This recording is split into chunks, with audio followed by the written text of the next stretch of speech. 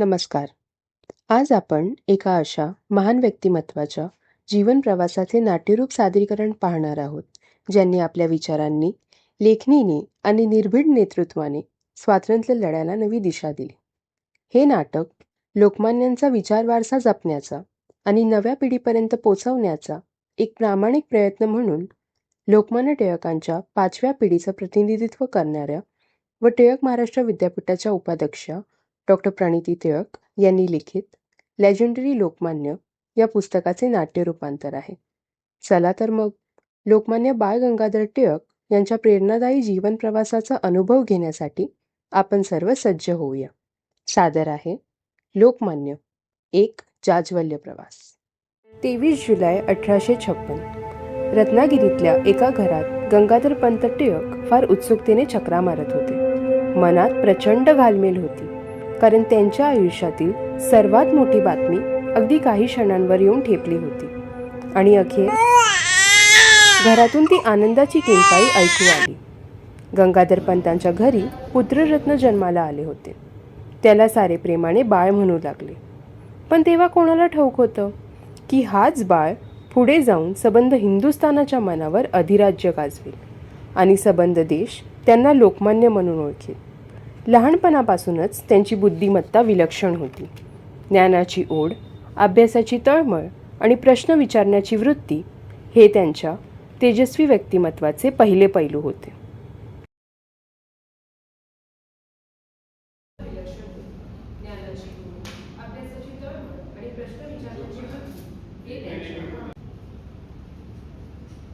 बाळ, आजपासून तू जितके श्लोक पाठ करशील प्रत्येक श्लोकामागे मी तुला 1 पैसा देईन. खरंच बाबा? हो, पण लक्षात ठेव, ज्ञानासाठी शिकायचं, पैशांसाठी नाही. हो बाबा, मी खूप श्लोक पाठ करेन आणि तुम्हाला म्हणूनही दाखवेन.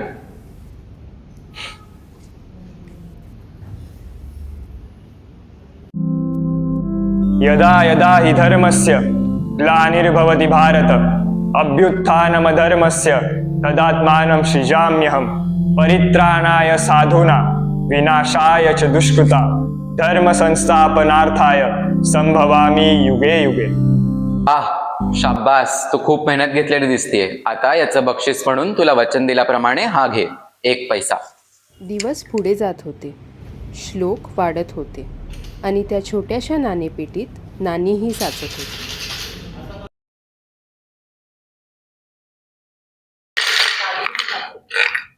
अरे बाळ, आलोच बाबा.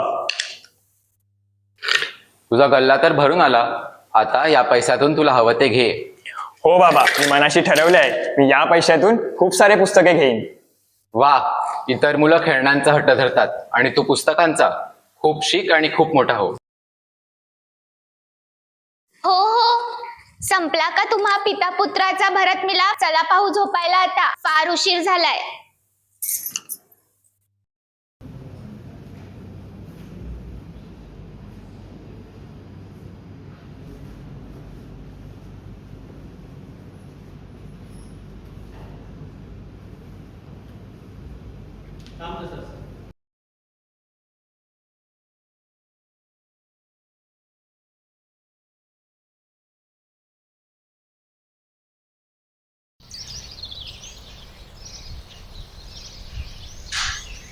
बाळ,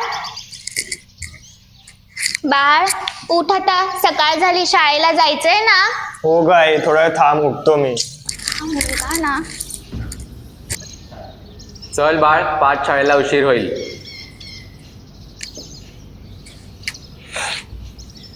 कराग्रे वस्ते लक्ष्मी, करमध्ये सरस्वती, करमूल्ये तू गोविंद, प्रभाते करदर्शनम.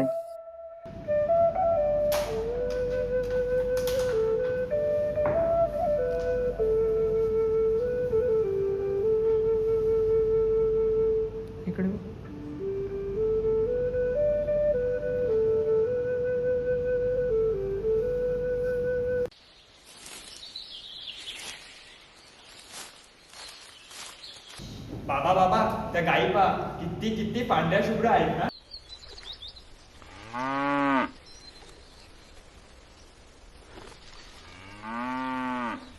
हो बाळ, मी निसर्गातल्या प्रत्येक प्राण्याकडून, प्रत्येक कणाकडून आपल्याला काहीतरी चांगलं शिकता येतं. फक्त आपली नजर तशी हवी. लक्ष देऊन अभ्यास कर आणि खूप मोठा हो. हो बाबा. पाटीवरी लिहिता लिहिता विचार झाले विशाल, एक पालक घडत होते होण्यासाठी लोकमान्य महान.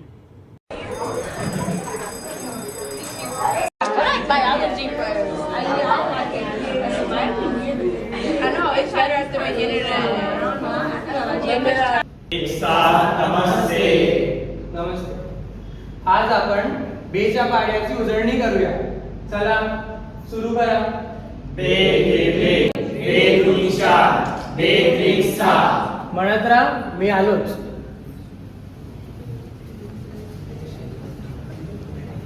अरे काढ ना बाहेर.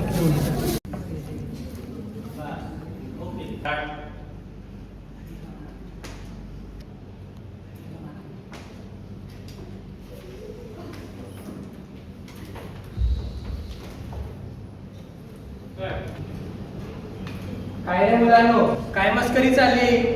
कोणी केला हा कचरा? शांत शांत बसा. चला सगळ्यांनी ही टरफल उचलायची आत्ताच्या आत्ता.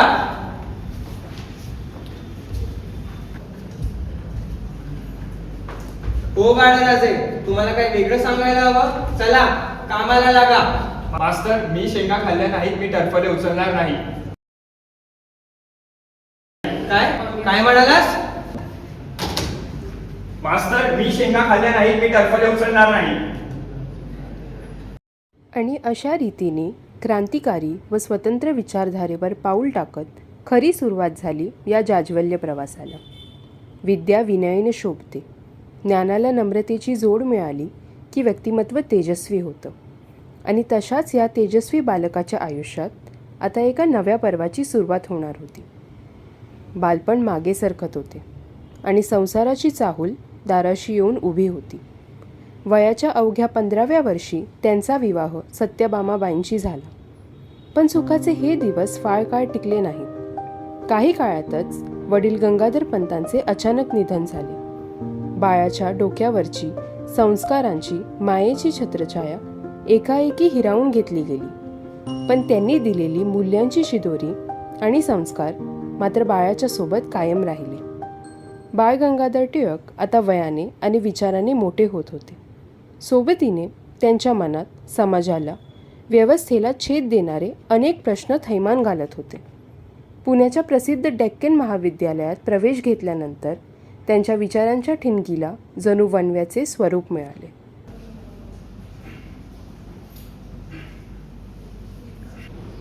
काय दाजी करे, झाला का व्यायाम? काय रे बाळ, चल 2 हात करू, तुला सहज लोळवेन. तू पण उतर की मग नदी पात्रात, बघू किती काय तरंग पोचते. ब्रिटिश सरकार, ब्रिटिश सरकार, सरकार, ब्रिटिश सरकार, ब्रिटिश सरकार, ब्रिटिश सरकार. परकीय सत्तेचा अंत झालाच पाहिजे, झालाच पाहिजे. परकीय सत्तेचा अंत झालाच पाहिजे, झालाच पाहिजे. सत्तेचा अंत झालाच पाहिजे, झालाच पाहिजे. थांबा, हे सारे कायरांचे कार्य आहेत. लढायचं असेल तर बुद्धीने लढा, विचारांच्या तलवारी करा आणि बदल घडवण्यासाठी पुढे सरसावा. अगदी बरोबर बोललास टिळक. आवाज उठवणं ही काळाची गरज असली तरी बंड पुकारून उपयोग नाही. शिक्षण आणि जनजागृती हा यावरचा एकमेव उपाय आहे. बरोबर आहे तुझं. या मार्गावर चालायचा आम्ही नक्कीच प्रयत्न करू. तरुणांच्या मनातली विचारांची मशाल आता पेटू लागली होती. पण हे विचार महाविद्यालयाच्या 4 भिंतीतच राहून चालणार नव्हते. ते देशाच्या शेवटच्या माणसापर्यंत पोचणे गरजेचे होते. शब्दांमध्ये अथांग ताकद असते आणि लेखणीत अख्खी व्यवस्था उलथवून टाकण्याचं क्रांतीचं सामर्थ्य असतं. टिळकांनी नेमकी हीच नस ओळखली होती.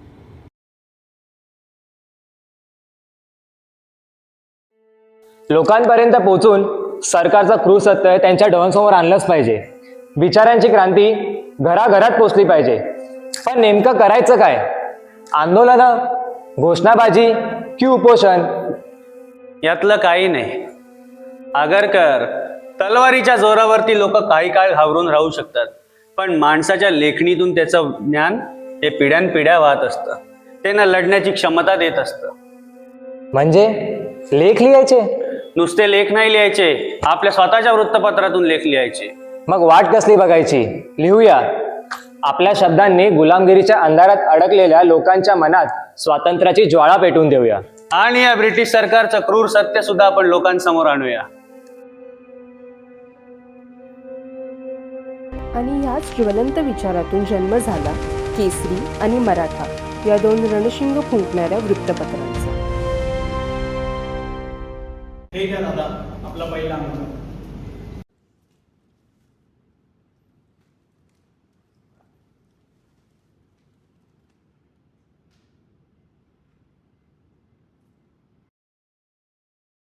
केसरी आणि मराठा वृत्तपत्रांमधून त्यांनी ब्रिटिश सरकारच्या अन्यायावर आणि जुलमी धोरणांवर निर्भीडपणे आसुडासारखे ओढणारे लेख लिहिले. त्यांचे शब्द जणू जनतेला झोपेतून जागे करत होते. साहजिकच ब्रिटिश सरकार पुरतं अस्वस्थ झालं होतं, हादरलं होतं. आणि अशातच आधीच संकटात असलेल्या पुण्याच्या भूमीवर एक भयंकर आपत्ती कोसळली. ती म्हणजे प्लेगची भीषण साथ. घराघरात मृत्यूचं तांडव सुरू होतं. लोक भयभीत झाले होते. आणि अशा परिस्थितीतही टिळकांनी जीवाची पर्वा न करता प्लेग रुग्णांकरिता ठिकठिकाणी छावण्या उभारल्या. पण लोकांना रोगापेक्षा जास्त भीती वाटत होती, ती म्हणजे प्लेग कमिशनर रँड आणि त्याच्या अंगावर काटा आणणाऱ्या क्रूरतेची.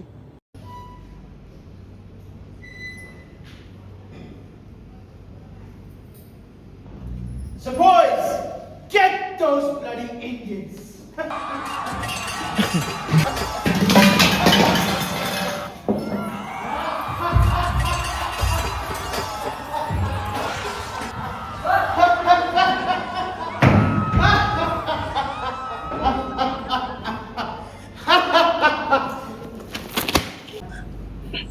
हे काय चाललंय ऑफिसर रँड? पुणे सिटीमध्ये the plague situation has become serious. People must follow strict government orders. Orders पाळणं वेगळं आणि लोकांच्या घरात जबरदस्ती घुसून त्यांचा अपमान करणं वेगळं officer Rand. We are doing this for public safety. Public safety? Public सेफ्टीच्या नावाखाली स्त्रियांचा अपमान, देवघरांची तोडफोड, लोकांना मारणं झोडणं ही काय तुमची duty? You Indians are too emotional. Strong action is necessary. Strong action without humanity becomes cruelty, officer Rand. Your newspaper articles are creating anger against the British government. Yes, because suppression of truth creates anger in the heart of oppressed people. You are provoking rebellion. If standing with my people is creating rebellion, then I shall continue to. Be careful, Mr. Tilak. Such sentences won't be tolerated by the British government. And Hindustan does not forget its injustice, officer You Rand. are crossing your limits. जेव्हा सत्ता मर्यादा ओलांडते तेव्हा सत्य बोलण्यात आम्ही आमची जबाबदारी समजतो. I am ready to face all the consequences. पण आता माझी जनता. टिळकांची लेखणी काही थांबली नाही. लोकांचा आक्रोश अनावर झाला आणि अखेर दामोदर हरी चाफेकर नावाच्या एका देशभक्ताने कमिशनर रँडचा खेळ संपवला. ही सरकार आणखीनच बिथरली आणि त्यांनी जनतेवर दुप्पट कर आकारणं सुरू केलं. परंतु टिळक मागे हटले नाहीत. जनतेच्या डोळ्यात अंजन घालण्याचे कार्य ते करत राहिले. त्यांनी सरकारला केसरीतून खणखणीत शब्दात विचारले,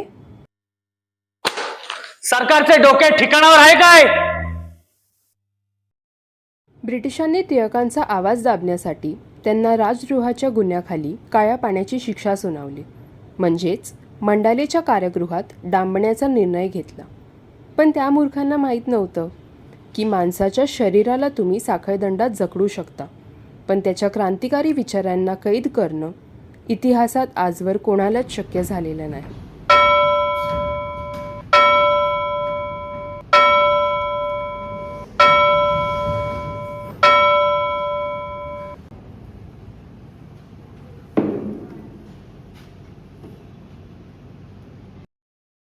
Order! Order in the court. The court is now in session. Bal Gangadhar Tilak, you stand accused of spreading disaffection against the British government through your newspapers, Kesari and Maratha. How do you plead? Guilty or not guilty? मी निर्दोष आहे. Mr. Tilak, do you deny writing this article? नाही, ते मीच लिहिले आहेत, परंतु त्यातील सत्य हा गुन्हा ठरत नाही. Your writings have encouraged people to question the authority of the empire. लोकांनी अन्यायाविरुद्ध प्रश्न विचारणे हा त्यांचा अधिकार आहे आणि आम्ही बंडखोरी नव्हे तर स्वाभिमान जागृत करीत आहोत. Mr. Tilak, do you realize the consequences of such writings? होय, आणि म्हणूनच आम्ही ते लिहिले आहेत. If released, would you continue writing such article? जोपर्यंत माझ्या देशबांधवांवरती अन्याय होत राहील तोपर्यंत माझी लेखणी ही अशीच चालू राहील. The court has heard enough.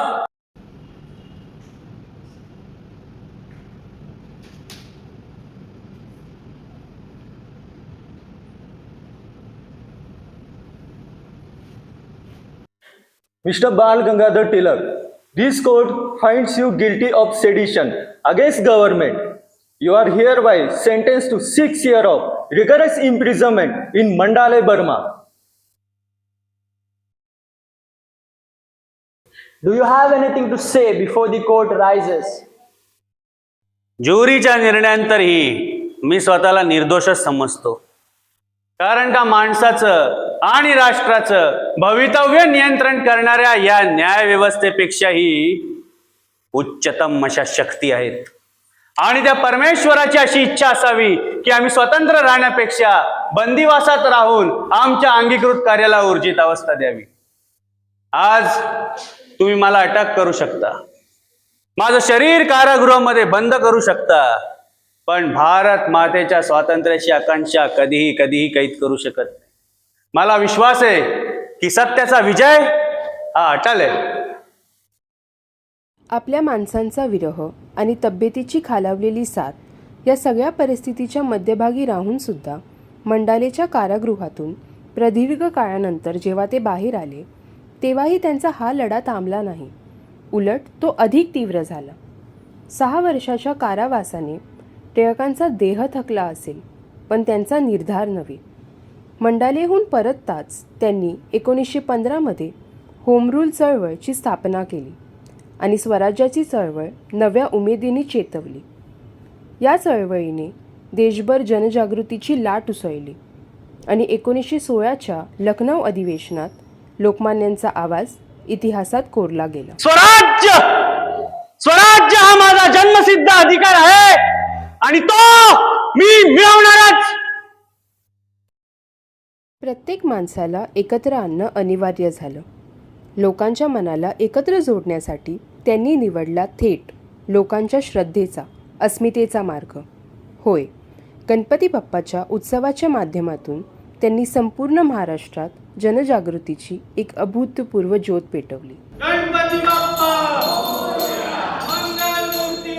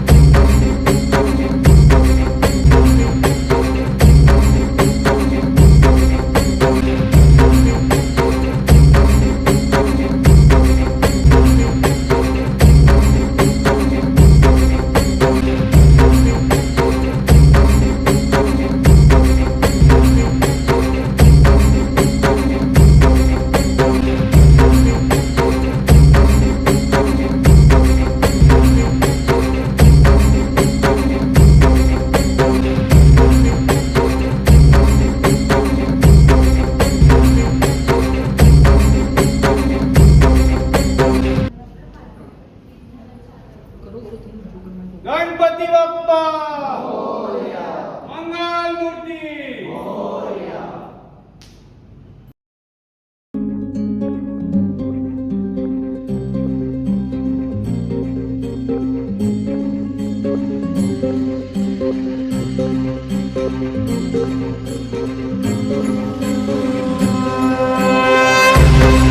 Thank you.